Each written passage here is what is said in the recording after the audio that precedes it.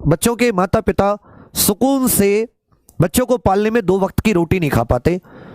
आप में से 90% के माता पिता ने कई महीनों से, सालों से नए कपड़े, नए जूते नहीं पहने होंगे।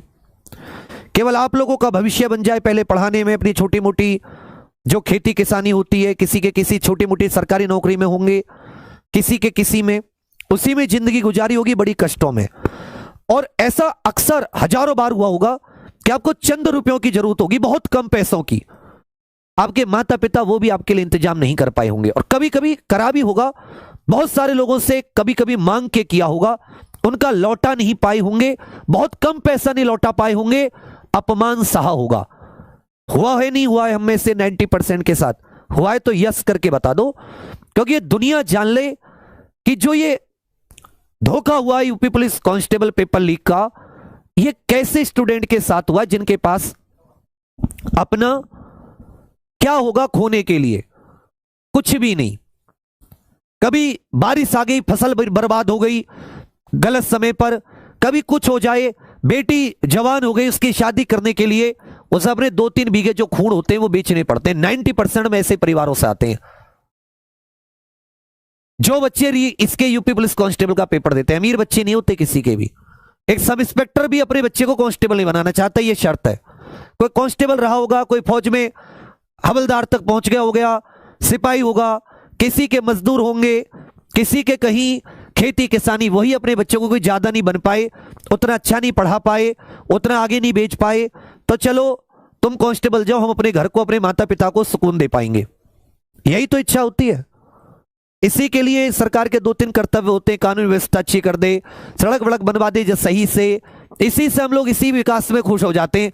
हमें नहीं कि जी हमारे मोबाइल फ्री में रिचार्ज कर दो, ना हम ये चाहते कि हमें कोई भत्ता दो, ना हम ये चाहते कि हमारे कोई अकाउंट भर दो, कुछ नहीं। ज्यादा मांग तो नहीं रखते, ज्यादा तो ऐसे सरकार से कोई इच्छा नहीं रखते। एक सरकारी नौकरी की इच्छा इसलिए होती है छोटी सी, कोई इसमें 1 लाख रुपए तनख्वाह नहीं होती, 20-25 हजार रुपए उसमें कट पिट के अपने आने जाने का खर्चा निकाल दो, 5-7 हजार, 8 हजार रुपए बचा पाता है एक कांस्टेबल। ऐसा नहीं कि सरकारी नौकरी आईएएस की मांग रहे हैं, इसलिए तो सरकार चुनते हैं, 5-5 साल वेट करते हैं। किया नहीं क्या वेट? तो क्या एक बिना नकल के एक अच्छी भर्ती के हकदार आप लोग थे या नहीं थे? और सरकार को वोट किसने दिया? किसने सरकार बनाई है? कौन सरकार को वोट दे रहा है? वही 90% वही लोग जो यूपी पुलिस कांस्टेबल का एग्जाम देते हैं, इस उम्मीद में कि कई वर्षों बाद एक ईमानदार व्यक्ति हमारे समक्ष आया है, एक ईमानदार सरकार बनाने का वादा कर रहा है। हम लोग चुनते हैं, आगे जो होगा देखा जाएगा। चुना हमने 2021 एसआई में बहुत बड़ा धोखा खाया। क्या धोखा खाया?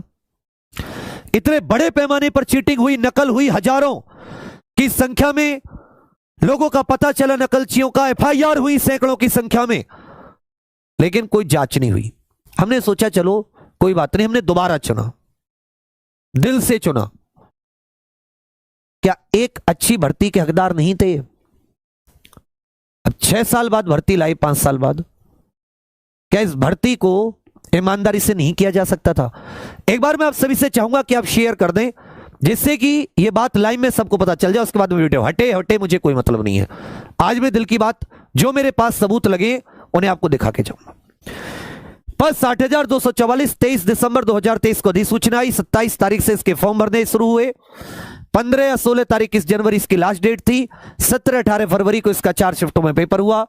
17 की शाम को पता चल गया कि 17 की सेकंड का पेपर लीक है, 18 का। अब तुम मुझे बताओ, तुम्हें क्या लगता है कि ये जो पेपर है ये कितने दिन पहले लीक हुआ होगा? कमेंट्स में मुझे बताओ। पहली चीज, पहला क्वेश्चन है, तुम्हें क्या लगता है कि पेपर कितने दिन पहले लीक हुआ होगा?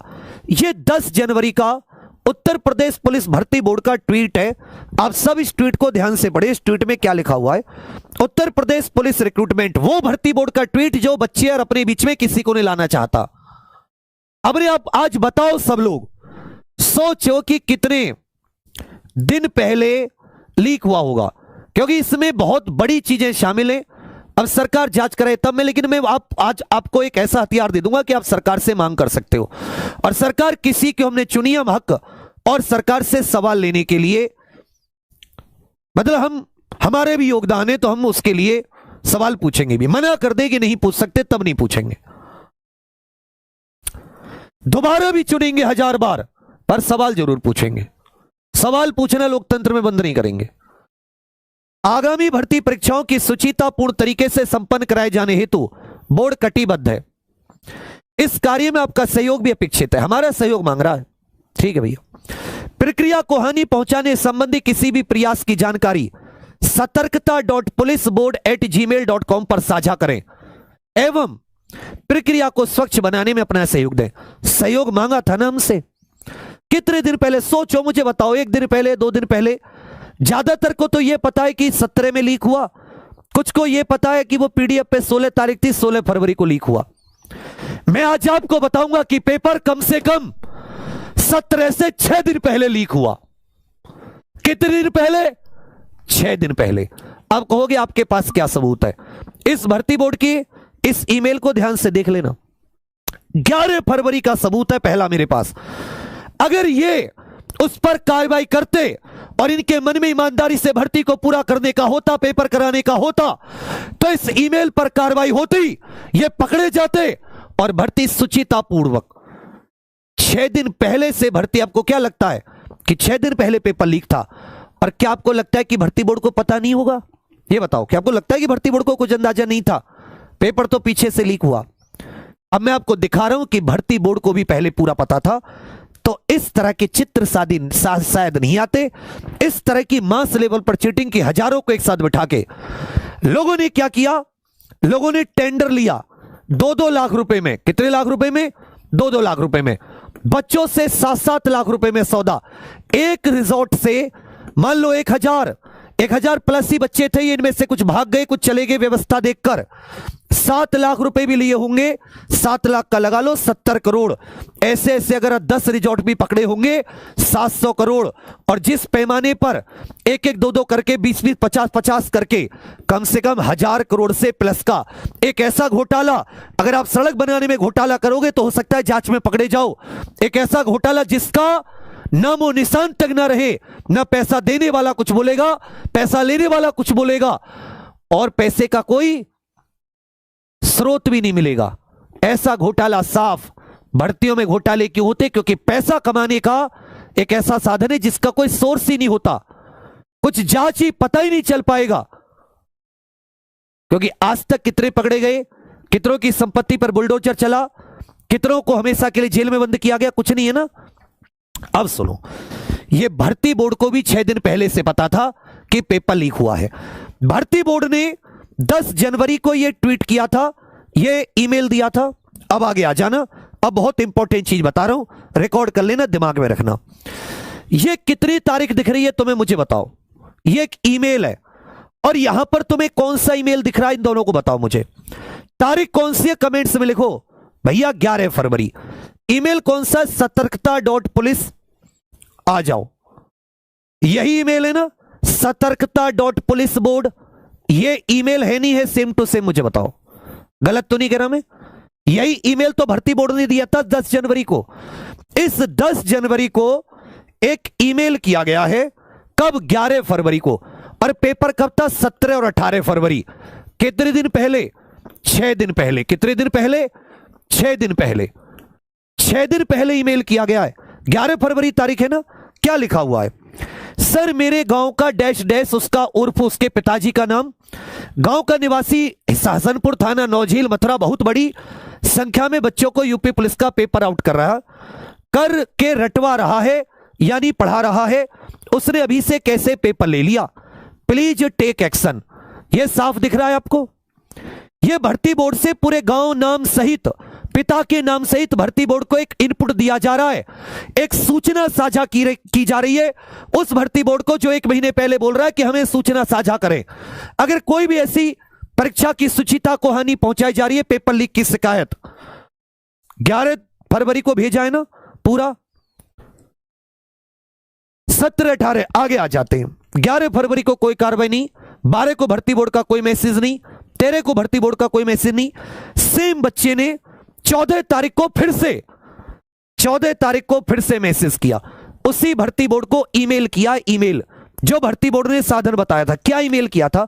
Sir, UP police constable exam 2024 में पता लगा है कि यहां पर एक कोचिंग का नाम है, गाजियाबाद के कोचिंग का नाम है, एक कोचिंग का नाम है, वो मैंने छुपा दिया है कहीं को। जब तक ये भर्ती बोर्ड को भेज दूंगा, ये भर्ती बोर्ड के पास ईमेल है, मुझे भेजने की जरूरत नहीं है, ये भर्ती बोर्ड के पास पूरा नाम है, मैंने छुपाया इसलिए कल को वो मुझ पर केस कर दे कि जी मेरा नाम बदलना, बड़ा आदमी है, इसके बड़े लिंक है, मैं कहां फिरूंगा? तुम तो अब छोड़ के तुम तो कह दोगे कि अरे जी तुमने तो खुद ही, जब पेपर कैंसिल हो गया तो आगे करने की क्या जरूरत थी? इनको खुले में घूमते रहते खुले में, आगे भी लीक कराते नहीं। इनको जब तक फांसी पे नहीं चढ़वा देंगे चैन से नहीं बैठेंगे। हजारों लाखों बच्चों के सपने कुचल दिए गए। जिस भर्ती की ज्वाइनिंग 2-3 महीने में हो जाती है, पता नहीं है कब होगी। तुम्हें समझ में आती है बात? इसी चीज को हल्के में लेने के कारण हर बार ये लोग बार बार एग्जाम में बैठते हैं, बार बार चीटिंग कराते हैं, और तुम लोग बार बार केवल फॉर्म भरते रहते हो और देखते रहते हो अब चीटिंग हो गई, री एग्जाम लो। कहीं तो रुकना चाहिए, नहीं रुकना चाहिए। यहां पर ये कोचिंग का नाम है, ये दूसरा नाम है, ये दूसरी जानकारी उस बच्चे ने दी, ने पेपर को 1 करोड़ में खरीदा है और खुलेआम लड़कों से 2-2 लाख ले रहा है। Please take action. इसने अपनी ही पुरानी ईमेल 11 फरवरी वाले ईमेल को क्या किया है, यहां पर फिर से अटैच किया। अब मुझे यह बताइए कि भर्ती बोर्ड को कितने दिन पहले पता था? सर, 6 दिन पहले भर्ती बोर्ड को पता था। भर्ती बोर्ड के पास 6 दिन पहले पता था। फिर भर्ती बोर्ड को रिमाइंड कराया गया, कब? 14 फरवरी को। यहां 11 फरवरी को, फिर 14 फरवरी को। अब यह बताओ, अगर भर्ती बोर्ड शामिल नहीं है तो भर्ती बोर्ड ने क्या कार्रवाई करी? और फिर यह बताओ कि अगर इस पे कार्रवाई नहीं करी तो कार्रवाई क्यों नहीं करी? आ रहा है ना भर्ती बोर्ड शक में? भाई ये बताओ, तुमने 10 जनवरी को ये मैसेज किया, ये ट्वीट किया है कि सतर्कता.पुलिस बोर्ड पर ईमेल करें, तो क्या तुमने इस ईमेल पर कोई जवाब लिया था? अब कहोगे सर कोई फर्जी भी तो ईमेल कर सकता है, तो तुमने वो ईमेल दिया ही क्यों था जब तुम्हें था फर्जी? कोई आदमी किसी को फंसाना चाहेगा क्या? उसे नहीं पता मैं अपना ईमेल दे रहा हूं, मेरी सारी डिटेल्स निकाली जा सकती है, मुझी पर केस हो सकता है। फर्जी मुकदमा करने पर, फर्जी जानकारी देने पर भी तो कानून है या नहीं है? यदि कोई आपको फंसाना चाहे तो उसके लिए भी कानून है। इस बच्चे को भी पता था, इसके पास सूचना सही थी, तब इसने गांव, नाम, नंबर सबको शेयर किया। कोई नहीं करता। तो भर्ती बोर्ड ने क्या कार्रवाई करी? भर्ती बोर्ड ने कार्रवाई करी होती तो क्या इस तरह के ये आपको दिखाई देते? 1-1 हजार लोग 25-25, 30-30 बस में भर के चीटिंग कर रहे होते एक जगह बैठकर। इतनी बड़ी तो दावत भी नहीं होती इस तरह से, जिस तरह से इनको रटवाया गया। इसका मतलब भर्ती बोर्ड ने कार्रवाई नहीं करी। तो कार्रवाई क्यों नहीं करी? क्या भर्ती बोर्ड शामिल था? जब भर्ती बोर्ड को 6 दिन पहले पता है हमारा पेपर लीक हो गया, तो भर्ती बोर्ड ने पेपर करवाया क्यों? उसको सूचना देनी चाहिए थी जी लीक हो गया है। क्या भर्ती बोर्ड इन पेपर लीक को भर्ती करना चाहता था? इन नकलचियों को भर्ती करना, किसको बचाना चाहता था? किसने ठेका लिया था ये 2-2, 3-3 करोड़ में? कौन था वो? कौन वो बड़ी मछली है? ये जांच किसको करनी है? उत्तर प्रदेश सरकार को, माननीय मुख्यमंत्री जी को। क्योंकि एक युवा के नाते मैं उन्हें अपना गार्जियन समझ के, मैं नहीं सोचा उसके बाद में कौन क्या है पीछे। मैंने उनको देखा, मैंने वोट दी उनकी ईमानदारी को देखकर, फिर मैं उन्हीं से उसी ईमानदारी के वास्ते कहता हूं, आप सर सीबीआई जांच कराइए, इसमें बड़े लोग कौन शामिल कहां हैं, सबको जेल भेजिए, सबका नाम। क्यों कार्रवाई नहीं करी उस भर्ती बोर्ड ने? ये देखो, गलत तो नहीं बता रहा मैं तुम्हें, है नहीं है बड़ा सबूत। 11 फरवरी से पता है, अगर वही कार्रवाई हो जाती तो शायद ऐसे लोगों पे कार्रवाई होने से कुछ ना कुछ पॉजिटिव मिलता। भला हो कि तुम्हारे सामने पेपर इतना आ गया तो तुम लोगों ने कार्रवाई करवा के पेपर लीक। एक भी भर्ती नहीं होता मेहनती, एक भी, ये सारे चोर भर्ती होते। इन सबके रजिस्ट्रेशन कैंसिल किए जाएं, जितने इसमें शामिल है, जहां भी जिसने भी पेपर लीक में साथ दिया है, रटा है, कुछ भी किया है, पैसे में पेपर खरीदा है या पैसे में शामिल है, सबको सबका रजिस्ट्रेशन कैंसिल हो, सबको सदैव के लिए जेल में डाला जाए। इन पे एनए से जितनी कड़ी धाराएं हो सकती हैं सब लगाएं और इस मामले की तह तक जाने के लिए सीबीआई जांच हो। अभी जितने पकड़े जा रहे हैं इस पेपर में 500-600 पुलिस ने पकड़े, सब आपको 10 दिन बाद जमानत पे बाहर दिखेंगे। तो क्यों उन पर कठोर कार्रवाई नहीं हो रही? किसको बचाया जाता है? क्यों वो विवेचक जो इन्वेस्टिगेटिंग ऑफिसर है, जो इन्वेस्टिगेशन करता है, वो क्यों उनको सजा नहीं दिलवा पा रहा?